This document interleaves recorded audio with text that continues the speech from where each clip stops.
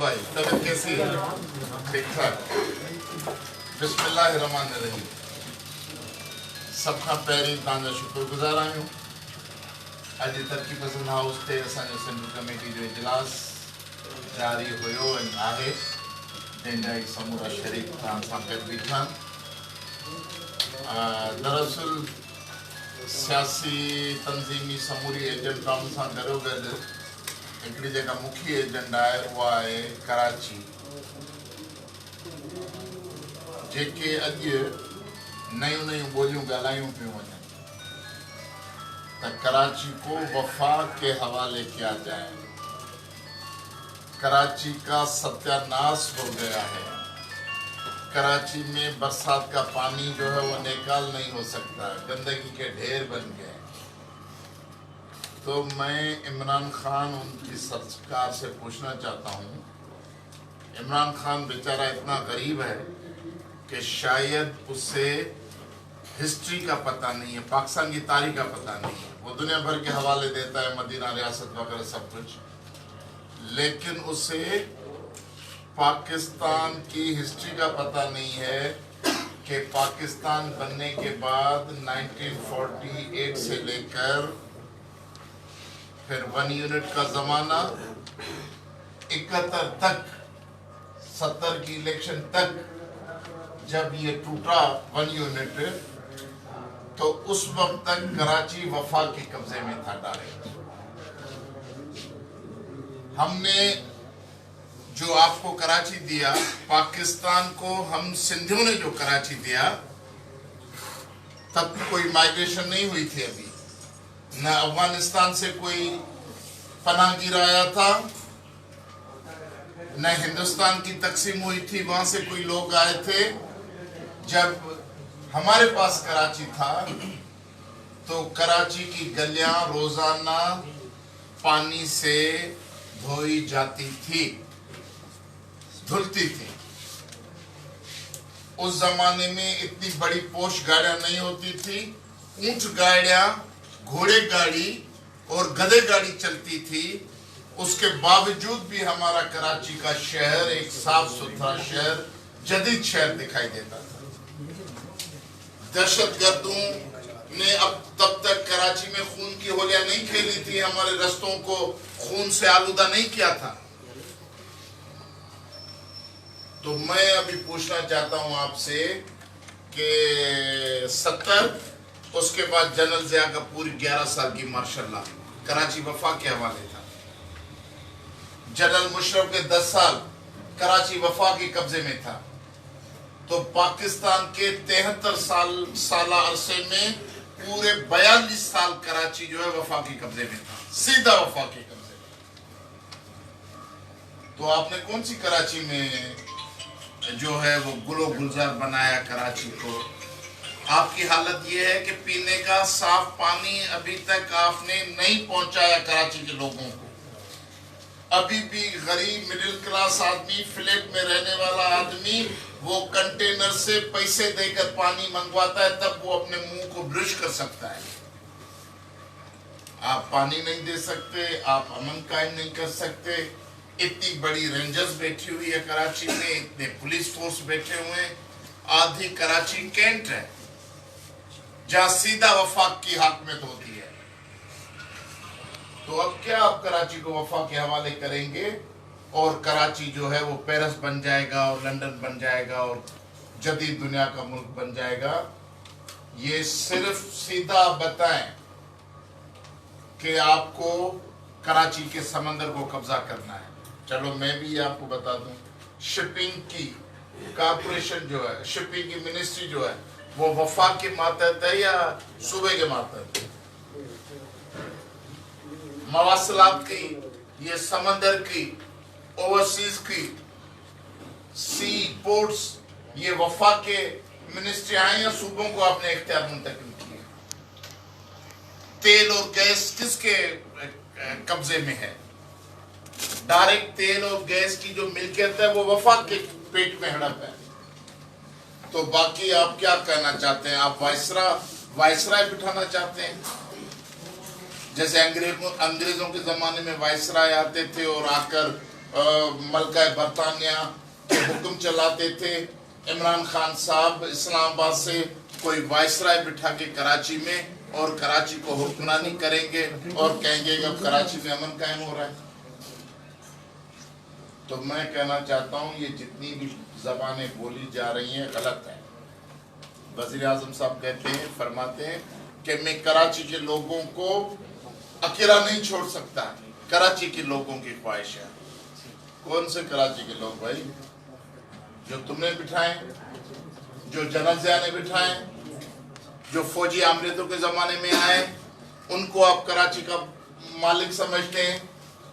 हम जो आबा अजदाद से हज़ारों सालों से, कराची के लाखों सालों से मालिक हैं, हमने जो अपने खून से कराची को बनाया है, उनकी कोई राय नहीं है, उनके दर्द और तकलीफ को कोई नहीं पूछता और देखना चाहता। अगर आपको कराची में जो लोग घुटन महसूस करते हैं, कराची सिंध का हिस्सा है और कराची को सिंध से मिलाकर रखने में जो लोग घुटन महसूस करते हैं, जिनको तकलीफ है कि कराची को अलहदा सूबा बनाया जाए या डायरेक्ट वफाकी रूल लाया जाए, मैं इमरान खान को मशवरा देता हूं कि बराए मेहरबानी आप उनको इस्लामाबाद में एक सेक्टर बनाए, कराची के लोगों को वहां आबाद करें और वहां उनको जदीद शानदार शहर बनाकर उनकी देखभाल करें। ये एमक्यूएम फरूक नसीम कानूनी माहिर 20 साल तो वहां अल्ताफ हुसैन के बेचारा बूट पॉलिश करता रहा है, उसकी टांगों को दबाता रहा, खिदमत करता रहा है। अल्ताफ हुसैन का बहुत वफादार बेटा है। पता नहीं बारिस्टर की डिग्री पूरी की है या नहीं की है, वो आकर हमें वफा की सारे वो आइन की तशरीहात बताते हैं कि आइन ऐसा कहता है, 149 ऐसा कहता है, फलाना शिक ये कहती है।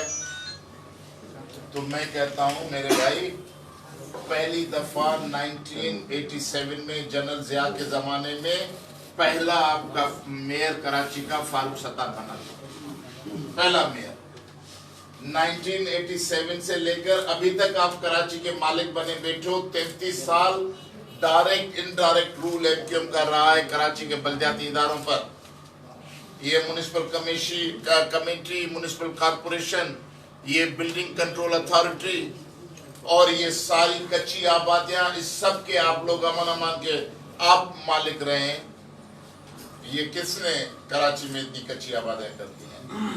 आपने क्यों कराची को इतना अब यतीम खाना बना दिया है कि बंगालीज, बिहारीज, अफगानीज जितने गैर मुल्की हैं और हिंदुस्तान से आने वाले जो इलीगल इमिग्रेंट्स हैं वो अभी तक आ रहे हैं, आप उनको कराची में कच्ची आबादियां बना के दे रहे हैं। किसने आपको कहा है कि बड़े से बड़ी कोरंगी, औरंगी, सब्जानी टाउन, यहाँ तक के 3 हट्टी और लसपेला में भी सबसे बड़े से बड़ी जो है बंगालियों की और बिहारियों की वहां कच्ची आबादियां बनी हुई हैं।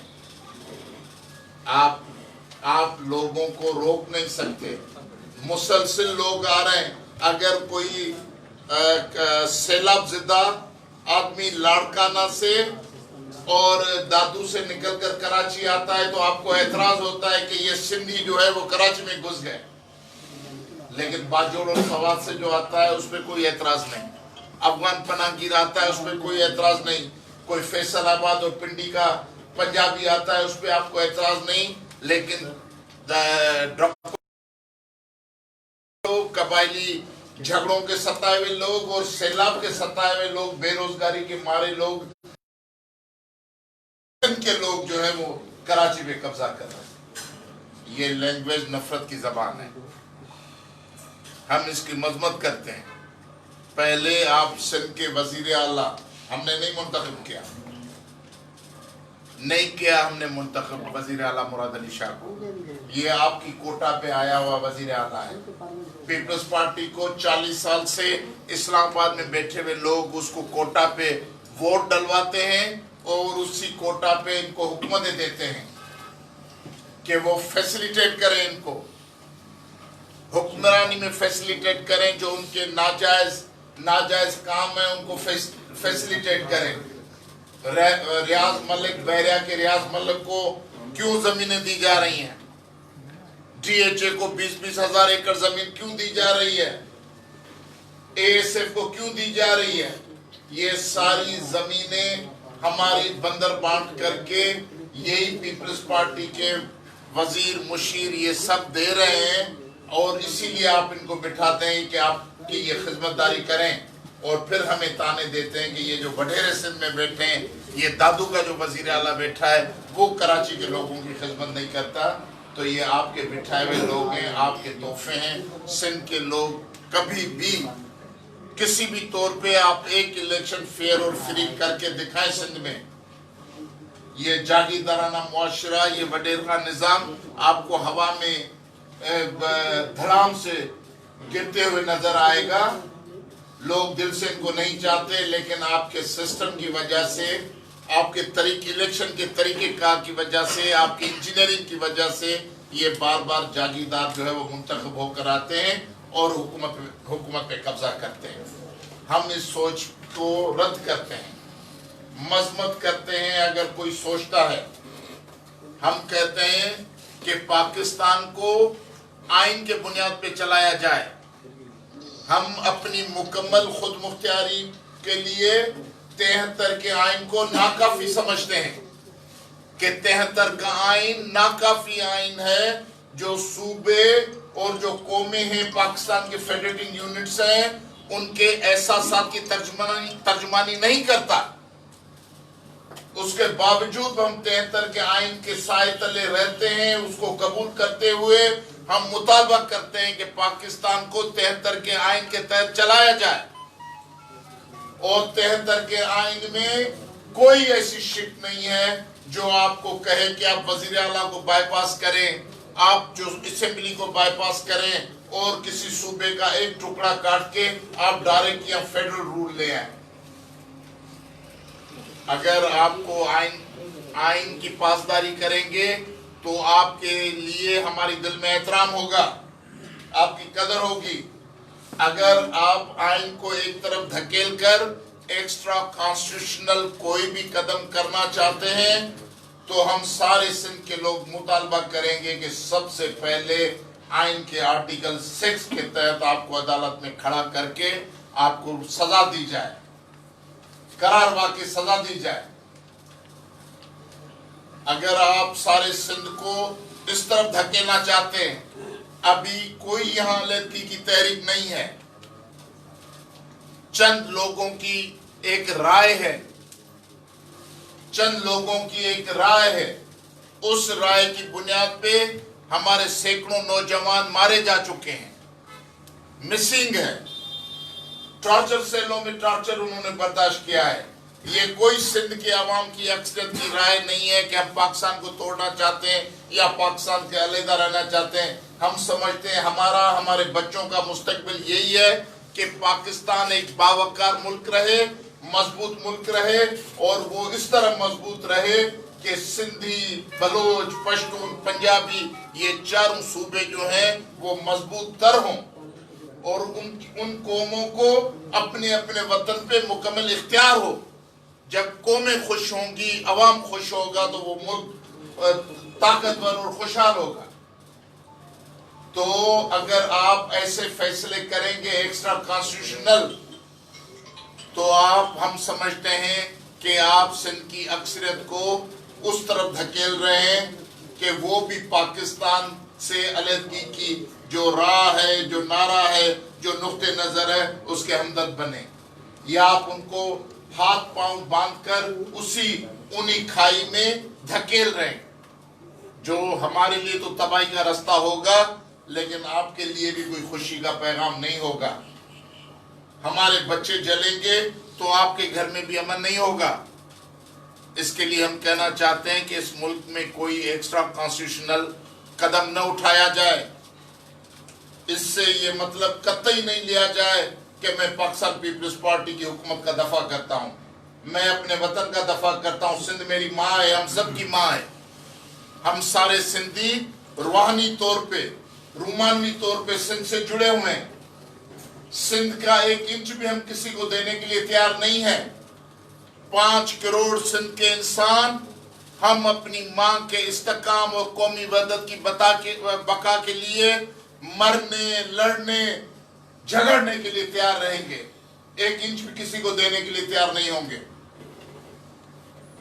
लेकिन इसका मकसद नहीं कि हम पीपल्स पार्टी का हुकूमत को दफा कर रहे हैं। आपके पास सैकड़ों एजेंसियां काम करती हैं आपके नीचे। आप तहकीकात कराएं कि मुराद अली शाह ने कितने अरब लूटे, उसके वज़रा और काबीना ने कितने अरब लूटे, बिलावल भुट्टो को कितना हिस्सा गया और पीपल्स पार्टी के पास कितना हिस्सा गया।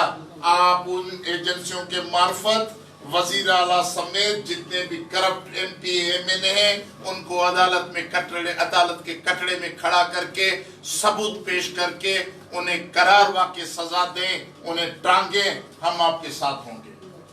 आप करप्ट लोगों की हुकूमतों को सपोर्ट करते हैं और उसकी सजा और जजा के तौर पे सारे सिंध की आपने कीमत लगाई हुई है कि अब आप सिंध को बांटकर, सिंध को तकसीम करके, सिंध में वफा की रूह लगा के या अमन की गीत गाएंगे। ये कभी नहीं होगा। ये दीवाने का ख्वाब हो सकता है, कभी नहीं होगा ऐसा। इसके लिए मैं कहना चाहता हूं, हमारे पास न बंदूक है न हथियार है। हमारे पास एक ही रास्ता है अवामी ताकत का। आप जितने भी आपको तोप तीर चलाना है आप चलाएं। हम अवाम के पास जाएंगे, अवाम को इकट्ठा करेंगे, आपकी सारी रहजनी के खिलाफ मजामत करेंगे। लेकिन हमें यकीन है कि लड़ाई का आखिरी नतीजा हमारी जीत और आपकी शिकस्त के तौर पे सामने आएगा। इमरान खान को कितना अपनी हुकूमत पे मामर है, कितना। मैं कहना चाहता हूं, आपको पेशगोई करता हूं, 2021 के बाद इमरान खान का नाम भी नहीं होगा सियासत। 1 साल के लिए आप क्या करना चाहते हैं? 2 साल आपने इतने इंसानों को सस्काया, बर्बाद किया, भूख अफलास लूट मार के। जदीद आपके जो वजीर मुशीर बैठे हैं उन्होंने नवाज शरीफ से भी, जरदारी से भी स्मार्ट तरीके से लूट मार करके मुल्क को तबाह बर्बादी के दियाने पे खड़ा कर दिया है। एक साल के बाद ऐसा न करो इमरान खान, जब तुम वजीर आजम के नशे से बाहर निकलो और किसी सूबे किसी शहर में जाओ तो लोग कम से कम हाथ हिला के तुम्हें सलाम कहें। ऐसी सूरत हाल में मत पहुंचो कि लोग गंदे अंडे और टमाटरों से तुम्हारा इस्तकबाल करें। और सबसे बड़ी बात मैं चीफ जस्टिस सुप्रीम कोर्ट को कहना चाहता हूं। चीफ जस्टिस सुप्रीम कोर्ट ने अहद लिया है वफा आइन के तहफ़्फ़ुज़ का, उसकी जिम्मेवारी में है कि वो आइन के तहफ़्फ़ुज़ के लिए काम करे। उसको ये इख्तियार है कि वो आइन की इंटरप्रिटेशन करे। किसी भी जज को, सुप्रीम कोर्ट या हाई कोर्ट के जज को ये इख्तियार नहीं होगा कि वो आइन में तरमीम करें, वो आइन को अपनी मर्जी से उल्टें, एब्रोकेट करें और ऐसी फिजा पैदा करें कि हुक्मरानों को या किसी साजिशी अनासर को एक्स्ट्रा कॉन्स्टिट्यूशनल कदम उठाने के लिए उनको मॉरल सपोर्ट मिले। जो आदमी आइन तोड़ता है, जो आदमी आइन मुअत्तल करता है, जो आदमी आइन को मुअत्तल करने और आइन के बाहर मावराए आइन कोई कदम उठाने के लिए उकसाता है, वो भी आइन तोड़ने का बराबर जिम्मेवार होगा। मौजूदा चीफ जस्टिस को साकिब निसार नहीं बनना चाहिए। अदालतों को सियासत में मत घसीटो, बिला वजह सियासत में घसीट रहे हैं। आपके रिटायरमेंट के 2-4 महीने, उसके बाद क्या होगा? मेरी ये आज FIR दर्ज करें, अवामी FIR में दर्ज करवा रहा हूं। अगर वफा की हुकूमत कल कराची को वफा की रूल लागू करती है तो सबसे पहले आर्टिकल 6 का इतलाक जो है मौजूदा चीफ जस्टिस पे होना चाहिए, क्योंकि उसने अपनी ऑब्जर्वेशन में ये दिया हुआ है कि क्यों न वफा के हवाले सिंध को किया जाए। चीफ जस्टिस एक जिम्मेवाराना पोस्ट है। हमें अपने वतन से ऊपर कुछ नहीं है। ہر چیز کے لیے لڑ مرنے کے تیار ہوں گے. ہم نے سب انتہا پسندی کی باتیں چھوڑی. یہ ایم کیو ایم کا پرانا خواب ہے. میں اس کے ساتھ ساتھ یہ بھی کہنا چاہتا ہوں، اگر اسٹیبلشمنٹ کو دماغ میں ہے کہ الطاف حسین آج کل بین الاقوامی ایجنسیوں کے ہتھے چڑھ گیا ہے، ان کی کوئی گیم کھیل رہا ہے پراکسی وار، تو آپ یہ نہ سمجھیں کہ آپ الطاف حسین کی سیاست کو جان چھڑانے کے لیے یا الطاف حسین سے کراچی کے لوگوں کو علیحدہ کرنے کے لیے یہ کراچی کے شہریوں کو لالی پاپ دیں گے وفاقی رول کا یا کراچی صوبے کا، اور الطاف حسین سے لوگ کٹ جائیں گے. یہ آپ کی غلط فہمی ہوگی. آپ ایک الطاف آپ کا پیدا کردہ تھا، آپ نے پیدا کیا، اسے تیلی سے ایک بڑا بمبو بنایا. یہ قطعی نہیں ہوگا کہ ایک الطاف کی سازش کو منہ دینے کے لیے آپ 5 کروڑ انسانوں کا مقدر داؤ پہ لگا دیں. ہم نہیں ہونے دیں گے. اس لیے وہ سندھ پر، کراچی پر وفاقی رول نامنظور. مرد آباد. سندھ میں کوئی انتظامی صوبہ نامنظور. باقی ان ساری باتوں کے بعد بھی جیسے میں نے کہا کہ ہمارے پاس اور کوئی راستہ نہیں کہ ہم عوام کے پاس جائیں. اپنا درد رکھیں، عوام کو اکٹھا کریں اور اس کے خلاف ایک رائے پیدا کر کے ان کی مذمت کریں. اس کے لیے ہم نے فیصلہ کیا ہے، کیونکہ اب آگے محرم آ رہا ہے، کرونا کی صورتحال ہے. اس کے لیے ہم نے فیصلہ کیا ہے کہ 22 اگست کو آل پارٹیز کانفرنس ہم کر رہے ہیں، جس میں کون شریک ہوں گے؟ پیپلز پارٹی شریک ہوگی، جس میں مسلم لیگ نواز شریک ہوگی، جس میں JUI، ANP، Jamaat Islami, functional league, SUP، قومی عوامی تحریک اور عوامی تحریک. ان ساری جماعتوں کو ہم APC میں بلا کے اپنا ہمراہ بنانا چاہتے ہیں کہ اس وفاقی رول کے خلاف وہ سندھ کے ساتھ کھڑے ہوتے ہیں یا سندھ کے خلاف کھڑے ہوتے ہیں. یہ حیدرآباد میں ہوگی. اور 13 ستمبر کو سندھ بچائو کانفرنس ہوگی کراچی میں، جس میں تقریباً وکلا، ادیب، شاعر، سیاسی کارکن، social activist, human right activist, جتنے کراچی میں رہنے والے ہیں لوگ، سیاسی تنظیمیں، ان سب کو بلایا جائے گا اور سندھ بچائو کانفرنس کر کے سندھی عوام کا مشترکہ پیغام وفاق کو اور ساری دنیا کو دینا چاہتے ہیں. اور 15 تاریخ سے ہم عوامی رابطے کا 15 ستمبر سے محرم کے بعد ہم عوامی رابطے کا آغاز کریں گے، جس میں سندھ کے گلی گلی کوچے کوچے جائیں گے اور لاکھوں انسانوں کو اکٹھا کر کے اس ظلم، جارحیت اور سندھ دشمن عزائم کے خلاف مذمت کے لیے تیاری کریں گے. میں آپ کا بہت مشکور ہوں. آپ کی بڑی مہربانی.